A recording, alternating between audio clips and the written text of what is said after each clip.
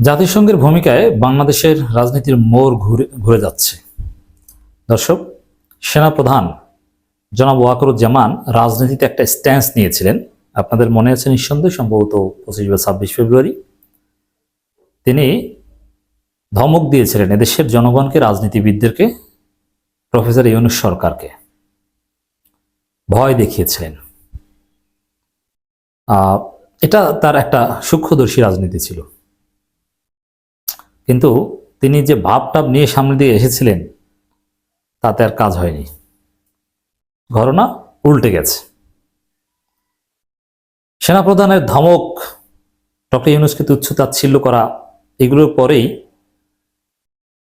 জাতিসংঘের মানবাধিকার কমিশনের ভলকার তুর্ক সহ বিভিন্ন রিপোর্টে যেগুলো পাবলিশ করেছে বা যেগুলো উঠে এসেছে, এতে সেনাবাহিনীর বা সেনাপ্রধানের যদি কোনো ভিন্ন ধরনের রাজনীতি থেকে থাকতো বা থাকে বা আছে, সেটা একেবারেই নষ্ট হয়ে গেল। দেখেন, সেনাবাহিনী মাঝখানে ক্রেডিট নিয়েছিল। অবশ্যই আমরা সেনাবাহিনীকে রেসপেক্ট করি বা সেনাবাহিনী ক্রেডিট হাজারবার স্বীকার করবো, আমাদের গৌরবোজ্জ্বল ইতিহাসের অংশ, আমাদের দেশ স্বাধীন করতে তাদের ভূমিকা ছিল। কিন্তু আওয়ামী অফিসারদের কথা আমরা এখানে বিরোধিতা করছি শুধু আওয়ামী অফিসারদের এবং ভারতের দালাল অফিসারদের।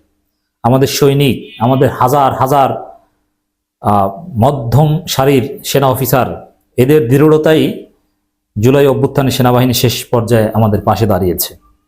অতএব উই অলওয়েজ স্যালিউট সেনাবাহিনী। কিন্তু মনে রাখবেন, আমরা যাদের বিরুদ্ধে কথা বলছি, আমরা আওয়ামী এবং ভারতের দালালদের বিরুদ্ধে কথা বলছি। তো এখন ওই বিশেষ কয়েকজন অফিসারের যদি কোনো উচ্চাকাঙ্ক্ষা থেকে থাকে,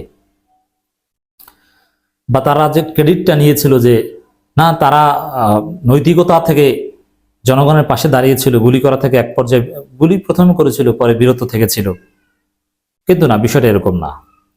জাতিসংঘ ভয় দেখিয়েছিল, সতর্ক করেছিল যে জনগণের উপর গুলি চালানো বন্ধ না করলে কিন্তু মিশনে যাওয়ার রাস্তা বন্ধ করে দেব। তারপরে ওই সেনাবাহিনীতে চাকরি করে শেষে বাড়িটারি করো, কিছু টাকা পয়সা পাও, ওটা কিন্তু আর পাবে না।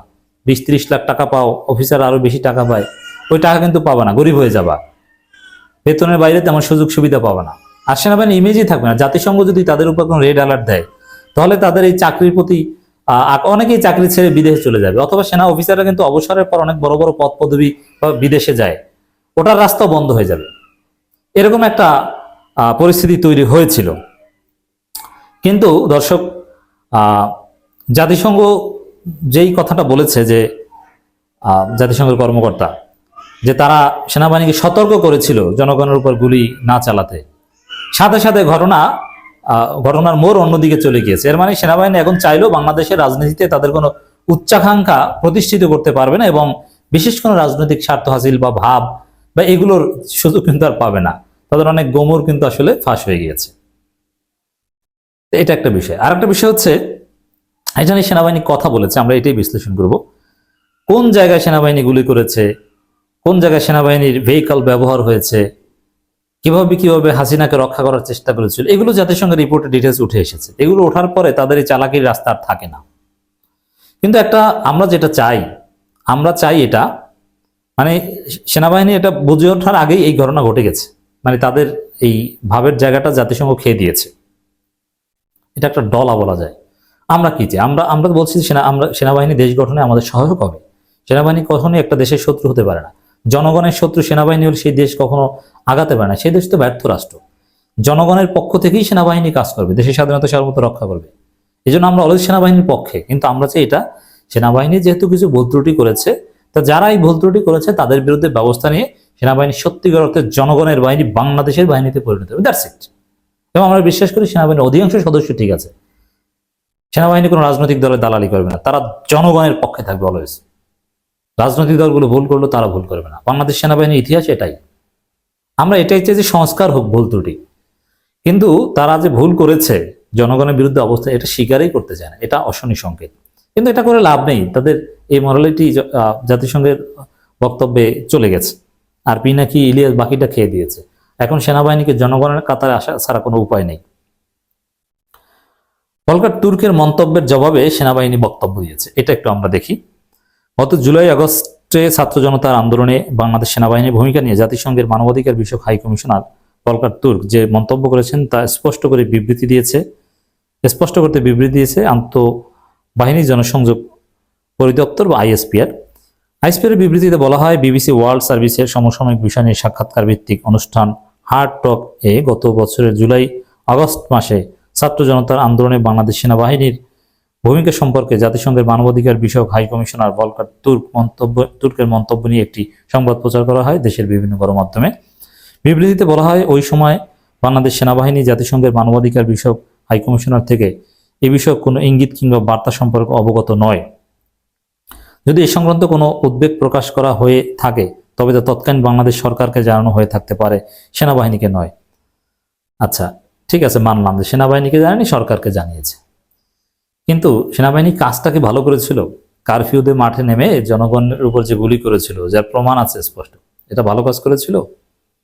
সেটা ভুলকে স্বীকার করেন যারা সেই গুলিতে অংশগ্রহণ করেছিল, যে অফিসারদের নির্দেশে এটা হয়েছিল, তাদের বিরুদ্ধে কি ব্যবস্থা নেওয়া হয়েছে? প্রায় 650+ আওয়ামী লীগ নেতা সেনাবাহিনী আশ্রয় ছিল, তাদেরকে কেন চলে যেতে দিল? আর হাসিনাকেও বা কেন এত বড় গণহত্যাকারীকে চলে যাওয়ার সুযোগ দিল?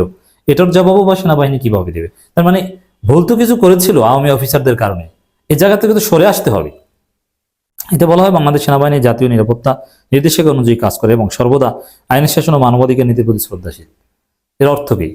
জুলাই আগস্টের, বিশেষ করে 21 জুলাই পর্যন্ত তারা কি মানবাধিকার প্রতি শ্রদ্ধাশীল ছিল? এর অর্থ হচ্ছে না, ছিল না। এটা জাতিসংঘের প্রতিবেদনে স্পষ্ট উঠে এসেছে।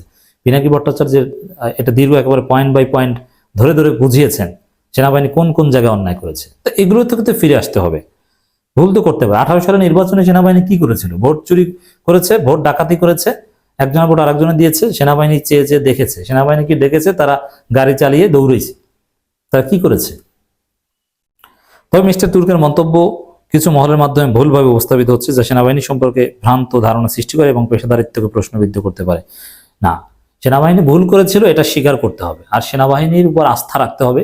সেনাবাহিনী, জনগণ, সরকার, সেনাবাহিনী দেশের প্রতিচ্ছবি, তাদের প্রতি অলওয়েজ আমাদের শ্রদ্ধা।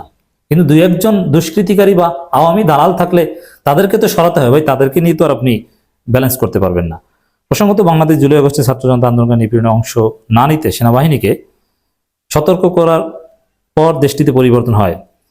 আমরা মনে করি এটাই সত্য। সতর্ক করার পরেই তো পরিবর্তন। প্রথম দিকে তো সেনাবাহিনী হাসিনার পক্ষে গুলি করেছিল জনগণের উপর, এটা অস্বীকার করে লাভ নেই। যাই হোক দর্শক, জাতিসংঘের এই বক্তব্য, তারপরে প্রতিক্রিয়া বা এই সামগ্রিক বিষয়গুলোতে একটা বিষয় ক্লিয়ার, সেনাবাহিনী চাইলেও উল্টোপাল্টা কিছু করতে পারবে না। জনগণের পক্ষে, দেশের পক্ষে থাকতে তারা বাধ্য হবে। বিজয় জনতার হবে। ডক্টর ইউনূসকে হেল্প করতে তারা বাধ্য হবে, কারণ জাতিসংঘ আছে। জাতিসংঘের উপর খবরদারি করার সাহস বাংলাদেশ সেনাবাহিনী করতে পারবে না। জাতিসংঘকে ধন্যবাদ যে এভাবে বাংলাদেশের গণতন্ত্রের পক্ষে, মানবাধিকার পক্ষে রোল প্লে করার জন্য।